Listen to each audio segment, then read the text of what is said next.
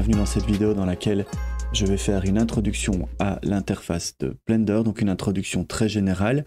Je ne vais pas entrer dans le détail de chaque menu, chaque panneau et tout ça, mais je vais donner une vue d'ensemble à l'interface de Blender.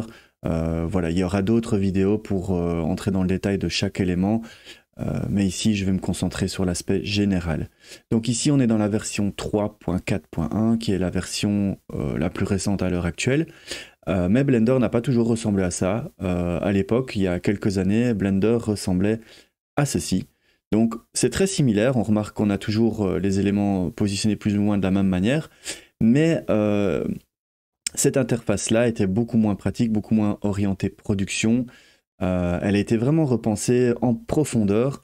Voilà, à partir de la version 2.8, ici c'est la version 2.79, donc juste avant qu'il bascule à la nouvelle interface. Donc cette nouvelle interface, elle a été vraiment pensée dans un esprit d'être pratique, rapide et puis entièrement modulable, customisable à souhait. Donc la première chose qu'on remarque quand on observe l'interface, c'est qu'on a une grande fenêtre ici. Ça s'appelle le viewport. C'est ici qu'on va passer le plus clair de notre temps quand on travaille dans Blender ou même en général dans un logiciel de 3D, c'est dans le viewport. Donc cette vue a été maximisée. Voilà, donc ça c'est la vue principale. Et puis on a deux éléments ici, deux panneaux. Donc deux subdivisions. Le terme subdivision est vraiment important dans l'interface de Blender. Vous allez voir après pourquoi. Mais ici on a un panneau avec l'outliner. L'outliner, ça vient lister tous les éléments de la scène. Donc c'est ici, c'est un panneau très important parce que c'est ici qu'on va organiser notre scène, on va nommer les éléments, voilà, on peut afficher des propriétés, cacher des choses, tout cela se passe ici dans l'outliner. On a un autre panneau ici qui est le panneau des propriétés générales ici, donc ça c'est les propriétés générales, et puis on a des propriétés plus locales, plus contextuelles qui vont dépendre de ce qu'on fait, qui sont ici. Donc par exemple au niveau des propriétés générales, les propriétés du moteur de rendu, par exemple. Donc ici outliner, ici panneau des propriétés, et puis en bas ici on a la timeline. Donc la timeline ça va nous servir à gérer les animations, naviguer dans l'animation en termes de temps ou de frame. Voilà, c'est ici que ça se passe. Ça sera, j'expliquerai un peu plus tard, plus en détail. Mais on a la timeline ici. Ensuite ici à gauche on a un panneau avec les outils. Des outils qui sont également contextuels, donc qui vont évoluer, changer en fonction de ce qu'on fait, de là où on se trouve dans l'interface. Ça va changer. Mais là, c'est les outils de base de transformation voilà, des objets dans le viewport. Et puis en haut à gauche, ici, on a les menus. Alors les menus dans Blender, ici, en tout cas les menus principaux, c'est une toute petite barre de menu. Pourquoi? Parce que la plupart des autres menus sont dispersés un peu partout dans l'interface, dans chaque panneau. On a des sous-menus. Comme ici, par exemple, dans la timeline, j'ai des sous-menus. Ici, dans le viewport, j'ai des sous-menus. Et ces menus sont également contextuels, c'est-à-dire qu'ils vont évoluer en fonction de ce qu'on fait dans l'interface. Donc, par exemple, ici, si je sélectionne mon objet, que je passe en mode Edit, on voit que les menus ont été... il y en a plus, en fait. On a plus d'options. On a Mesh, Vertex, Edge, voilà, par rapport à ce qu'on fait, en fait. Donc, ça, c'est super pratique parce que ça ne vient pas charger en haut l'interface par des dizaines et des dizaines de menus, voilà, qui sont un peu éparpillés partout. Ensuite ici en haut on a, ça j'expliquerai un peu plus en détail après, mais on a des tabs pour sélectionner différents types de configurations d'interface, donc différents workspaces. Alors moi mon interface de Blender elle est en anglais, parce que je trouve que toutes les ressources, les informations, les forums, la communauté qu'on peut trouver sur internet, eh ben, bien souvent c'est tout en anglais, donc je préfère avoir mon interface en anglais, c'est plus facile pour s'y retrouver après. Donc comme je le disais ici, c'est les tabs de workspace pour changer de configuration d'interface. Et puis on a ici des outils qui sont propres voilà, à la manipulation de la géométrie des objets. Donc ici les différents centres voilà, de rotation, de transformation, les différents voilà, positions des centres de transformation. Ici les axes, pardon, c'était les axes l'orientation des transformations. Et puis ici, le snapping et les soft selection. Donc ça, je ne vais pas entrer dans le détail. Ça fera partie d'autres vidéos. Et puis ici aussi, des outils très importants, c'est les outils d'affichage du viewport. Les différents éléments qu'on veut voir dans la scène. Alors ici, ils sont aussi contextuels parce que par exemple, ici, on a toutes des outils. Mais si je bascule en mode Edit, on va voir qu'on a beaucoup plus d'options de disponibles. Donc là, c'est un petit menu ici, mais il a vraiment une très grande importance. On va basculer par exemple ici en mode wireframe, en X-ray ou pas en X-ray. Donc voir au travers des objets ou pas. En shaded, en mode shading et texturing, donc on va voir les textures, et puis en mode rendering, donc là on va voir pratiquement le rendu final. On voit que là maintenant les lumières ont un impact. Si je bouge ma lumière, ça a un impact. Donc ça c'est des outils très importants, et puis surtout ils sont aussi contextuels parce qu'ici, si je clique sur la petite flèche ici, j'ai accès à des options supplémentaires par rapport à là où je me trouve. Voilà. Ce sont d'autres options. Puis ici, on a quelques petites options.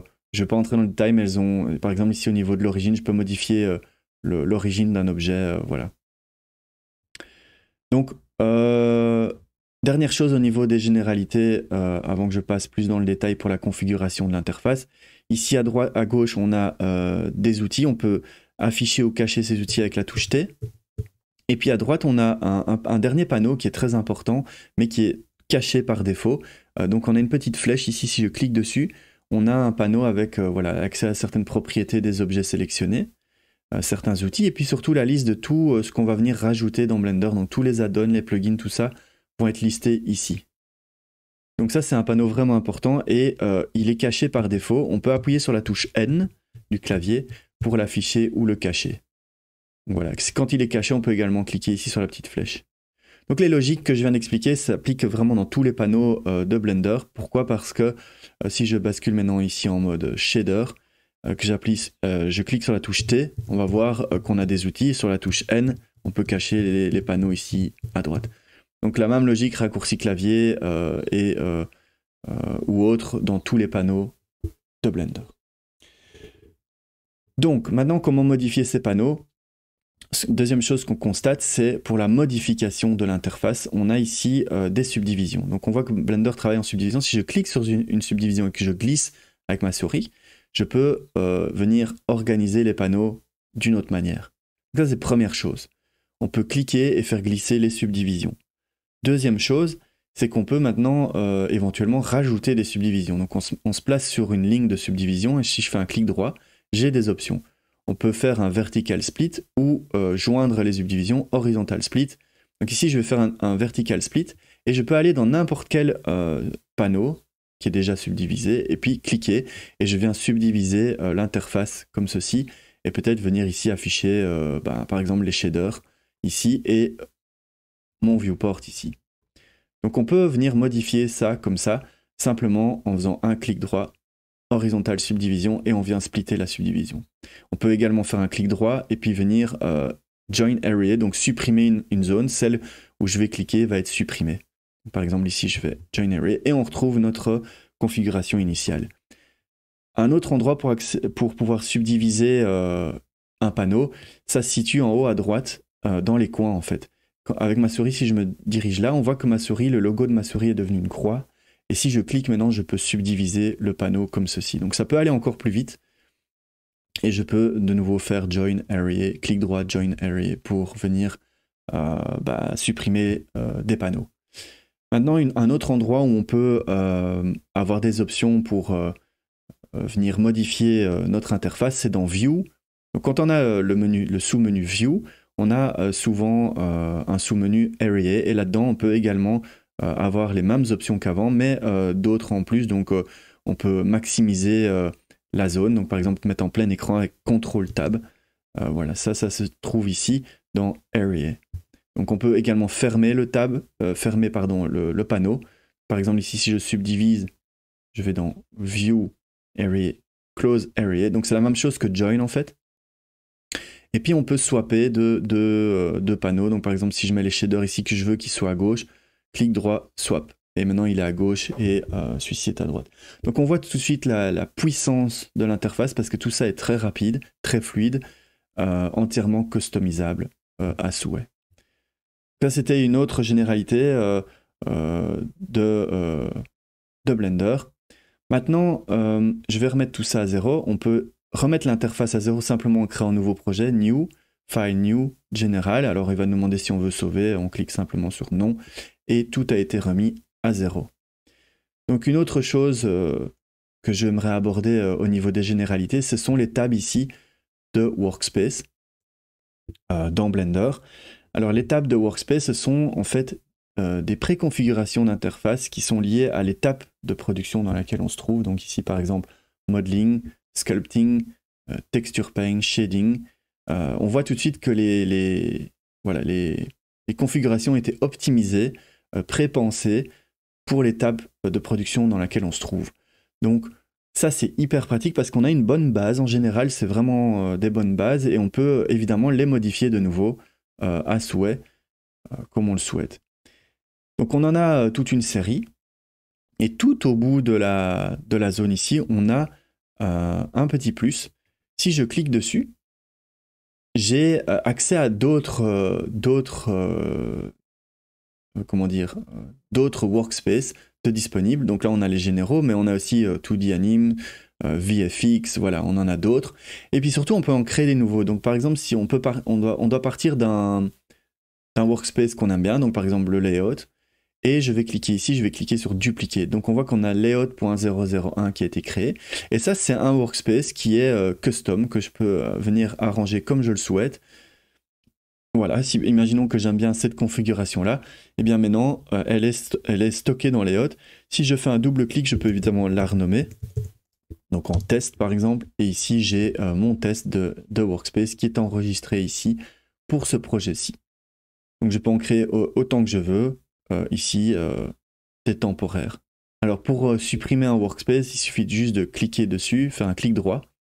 Je peux le dupliquer, je peux supprimer et je peux envoyer le workspace à d'autres endroits. Là, je vais le supprimer. Et on retrouve notre configuration d'origine. Donc ça, c'est vraiment, vraiment pratique parce que en général, ils ont été bien pensés. Comme par exemple dans Sculpting, j'ai tout de suite tous les outils de Sculpting. Je suis directement en mode édition sculpture. Ici, j'ai l'affichage des options d'épaisseur de pinceau, tout ça, de force. Donc, vraiment pratique. Par exemple, celui des géométries node aussi est bien pensé. Voilà. Alors, si par exemple, on a un souci avec l'interface, qu'on a vraiment un problème, ça pourrait arriver, ou qu'on veut tout remettre à zéro, dans Blender, c'est assez facile. Il suffit d'aller ici, File, Default, Load, Factory Settings. Et là, ça n'a pas chargé l'interface, ça c'est comique. Je pensais que ça allait charger l'interface. Load, Default Settings. Ah oui, pardon, je n'avais pas cliqué sur l'onglet ici, Load, Default Settings. Alors on voit que mon interface est beaucoup plus petite. C'est parce que je suis en 4K ici, mon écran est en 4K, et j'avais été scaler l'interface. Donc là on va entrer dans un truc un peu plus technique. Mais je vais vous montrer. On peut ici aller dans Préférences, Interface, et je peux scaler par exemple en 1.5 mon interface, et on voit que tous mes menus ont été scalés, un peu comme le scale de Windows. On peut scaler notre interface jusqu'à 2. Donc ça c'est hyper pratique quand par exemple on travaille en 8K ou en 4K, on peut scaler les choses comme ceci. Donc petite astuce. Donc voilà, ceci clôture peut-être cette première introduction. Alors il y a d'autres options par rapport à l'interface, notamment dans Windows, on peut créer une nouvelle fenêtre avec également des panneaux qu'on peut venir placer sur un autre écran. Ça, je vais entrer dans le détail. Je vais expliquer un peu plus de choses sur l'interface dans d'autres vidéos. Ici, c'était vraiment une introduction, disons. Voilà, j'espère que ça vous a plu et je vous invite à regarder les prochaines vidéos, les vidéos suivantes.